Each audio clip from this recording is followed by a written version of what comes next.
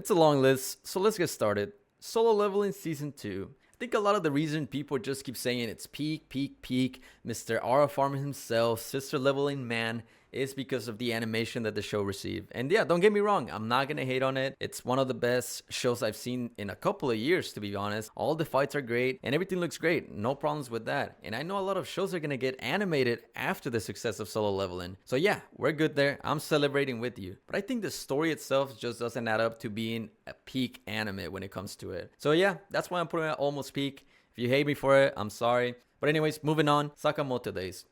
This is definitely going to be an above average show. I watched it and had fun with it, and I don't see why there's so much hatred for it. I know a lot of fans are angry because of the adaptation that it received, that it wasn't up to par of what they expected, and whatever else they want to say. But it's definitely watchable. It has a lot of good moments. It has pretty good animation. But hey man, it's definitely good. You should be lucky that you didn't get some 2016 Berserk or something. And now we get to actual peak anime in the form of ReZero Season 3. And if you're gonna hate me for saying that it's not peak and I probably like lollies or something and here and there, you're definitely wrong. ReZero has pretty much everything. It has the storyline, it has the fights, it has the animation, and now we're just waiting on season 4 after that amazing cliffhanger that just happened. If you somehow are not on the ReZero train, you definitely need to start watching season 1 and 2. But you should know that season 2 is mainly storytelling. You're still gonna love it because it's just that good.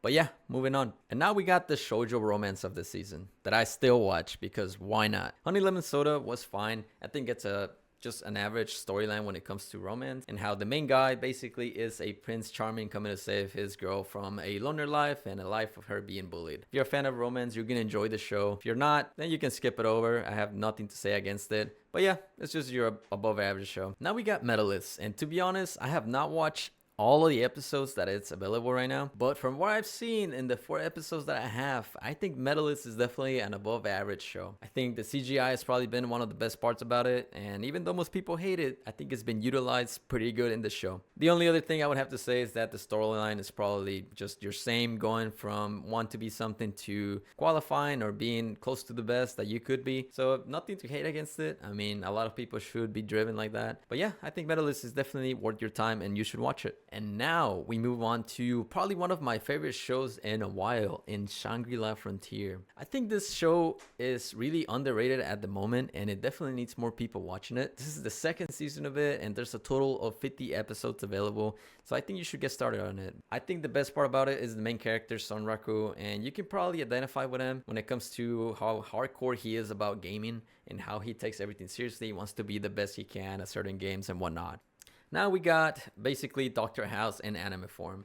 When it comes to Dr. Ameku, I haven't watched everything, but for the 4 episodes or 5 that I've watched, I think it's quite an intriguing show. I wouldn't put it anywhere near the other 2 at almost peak, but I think so far it has been great. It's got me thinking about mysteries and different medical conditions that are out there, and it really got me searching other things. So I think overall, it's pretty good. You should give it a watch. And now we got the Salaryman Isekai, and to be honest, I watched it all because I'm a pretty good fan of Isekai, right? We all love to have our Isekai trash when we go on. And this is one of those shows that come and go every season that you might like. You never know, right? So you give them the 3 episode rule. And I stuck around with it. But I'll be honest, it is just your average isekai. There's really nothing crazy about it. And probably the best part about it is the idea of the salaryman working for the Demon King. But yeah, other than that, it's there for you to watch. Now we got Zenshuu. And Zenshuu is definitely an above average. And I would put it all the way up front. It's a Mappa original about an animator basically dying and going to the world of animation of her favorite movie. I think everything about it was great. I really enjoyed that storyline, and even though I have not finished it, I know the ending and I think it fits pretty well. I would definitely tell you to watch it and give you a recommendation for it, and I myself, I'm going to be watching it before this new season starts, and I think you will definitely enjoy it. So yeah, go give it a try. Now we got what is probably the only unwatchable for me this season, and it forms in the form of Bakeneko. Basically about a knight who dies and gets transported into a different world and becomes a cat that can evolve, basically becomes stronger. But that's not all.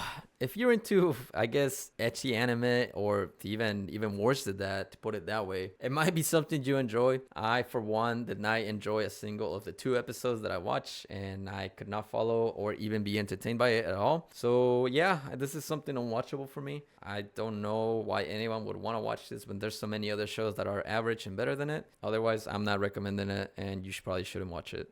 When it comes to Okitsura, I think this was definitely the most average show when it comes to romance that I stuck by, not because there was romance or because there was cute girls or because anything else, but because I was learning about Okinawa and how they operate in the island and about their own dialect, which definitely kept me going every episode. So it's definitely a fun watch if you're in to learn. Other than that, it's just going to be your average romance. And yeah, that's all I can say about it. And now when it comes to probably the most underrated gem of the season, it has to be Orb. And Orb is the tale of multiple characters in which they're trying to prove that heliocentrism is actually true and can be real and is real. There's so many things that happen in this anime that I really don't want to spoil, but I definitely consider it a peak show, at least from my perspective. There's so many good things about it, and honestly, I definitely think it's better than Solo Leveling, even if it doesn't have the peak animation to it. I would definitely recommend you to watch this 25 episode. It's just an epic adventure, and I'm sure that you're not going to regret it at all.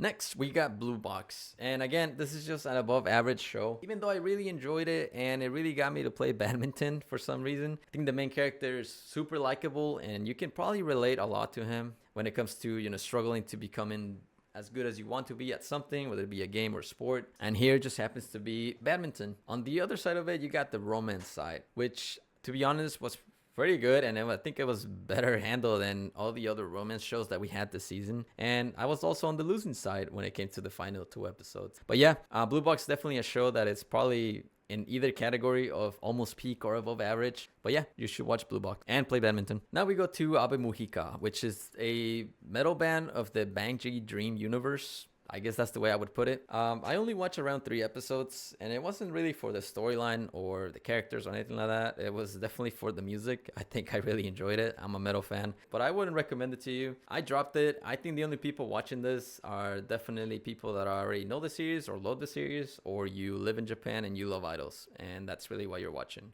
But other than that, yeah, nothing else I can say about it. Then we got the girl that marries her nemesis, but it's actually in love with him. This was probably the second best romance show that we had this season. But I don't think it was above average or anything like that. I don't think it was close to Blue Box. And if Blue Box is not going in almost peak, this show's definitely coming in average. If you love tsundere girls and that's your cup of tea, you're going to enjoy the show more than I did. And I definitely think it has its fun points. And just overall, it's just a fun ride to be in.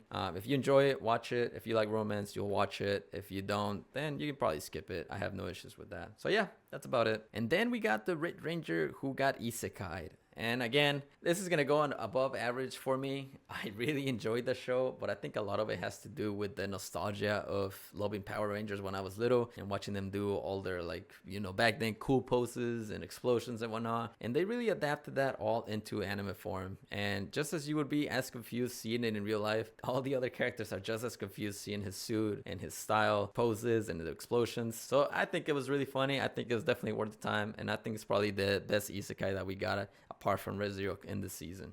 So yeah, give it a watch. Flower and Asura is definitely an interesting show. I think it definitely has a unique vibe to it. Basically about a girl who really likes to tell tales to other people and has an amazing voice to do it. This is definitely something that you have to enjoy or that you kind of saw coming and you were a fan beforehand. I would put it somewhere between an above average and average show. And if it's better than you think it should be, let me know. But other than that, I'm just going to leave it on the average show, probably all the way close to the front. That's where it should be. And now we got the super strong guild Receptionist. I didn't watch the show fully, and I only watched probably about 5 episodes. I really couldn't get into it. It just really seemed like your average formula of X character is super strong and beats things in one hit. I know there's probably like a bigger lore thing to it, but I couldn't get into it. If you think I'm putting it in the wrong place, let me know. But yeah, I think it's just an average, so yeah, you can probably skip. And now we got another romance in the form of Medeka Kuroiwa, which is really just about a girl who everyone loves, except for this one guy that he cannot look to her, or she thinks that he will never fall in love with her. But it's really mainly because he is going to be a monk and is trying to be a monk and respect those values. The whole show kind of has some fan service to it, which I'm not really a fan of it. And it's supposed to be kind of like a funny rom-com, but it wasn't the biggest hit for me, and although I did watch about 10 episodes of it, I really wasn't enjoying it most of it, and I was just trying to finish it. And now we got the middle-aged isekai, which to me is definitely going to be a drop. I watched 10 episodes of it because, again, I was trying to just finish it and get it over with, and there was 2 episodes left, and I was like, whatever, I'll finish it. But it definitely has nothing noteworthy of it. It's just the same formula, other than the reason that he's becoming rich or whatever is because he can buy stuff from his other world store, and that's about it. That's really how he makes his money or how he gains power. But yeah, I think it was pretty boring, and you should probably drop it. And now we got the Broke Prince isekai, which is basically his family is going poor, and all he does is learn magic after getting isekai'd. And of course, apparently in this world, you're basically broken if you learn magic. And the way he does it is just he becomes the most overpowered dude around him, like any other show. Matter of fact, he gains so much power that he has his own nation by the end of the season. And that's about it. It's really boring. I don't think there's really anything engaging about it. So I wouldn't recommend it to you, and I think you should drop it if you're watching it, in my honest opinion. Now, when it comes to the 100 Girlfriends That Really Love Me, I definitely think it's an above average show, not because it has a great storyline or because it has peak animation, but because it's an amazing gag show, in my opinion. I think there's so many good things about the show that really makes me laugh most of the time, and I enjoy it, even though if it's, you know, supposed to be a gag. But yeah, I think a lot of people enjoy it, and if you haven't watched any season of it, I think you'll definitely enjoy it. So yeah, go give it a try. Then we got Welcome to Japan, Miss Elf, and I really enjoyed the show at the beginning, but in my honest opinion, I think it just became around the same as a isekai, or in this case, a reverse isekai, where he gains access to this world through dreaming,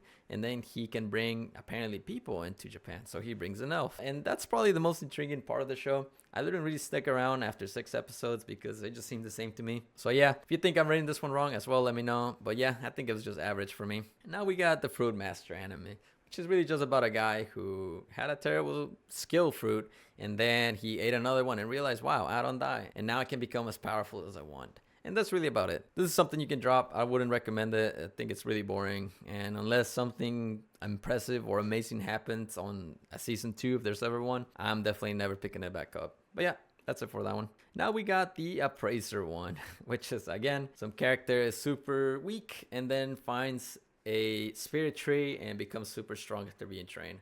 And then he goes, sets on a quest to find all the other spirit trees. Whatever the case it is, I think it's really boring. I don't think I had any attachment to it, and definitely watched about 8 episodes before I was realizing that I was falling asleep mid-episode. So yeah, I wouldn't recommend it. If you're watching it, I would recommend you to drop so you can have more time to watch something else. And the last thing I want to mention is, of course, Dragon Ball Daima. And it's definitely going to go in the almost peak. I think I do have a lot of attachment to Dragon Ball since I've been watching it since I was little, and I probably have watched everything Dragon Ball related, including most of the movies, and I really enjoyed the show. It gave us a bunch of gifts in the form of Super Saiyan 3 Vegeta and Super Saiyan 4 being actual canon now, and we learned a lot about the demon realm that we had no idea about. So I truly enjoyed the last story from Akira Toriyama, and yeah, may the GOAT rest in peace. Every other anime that's down here I didn't watch, I didn't have time to watch, and so I'm not going to be including it. But overall, let me know what you think. If you disagree with some of them, let me know as well.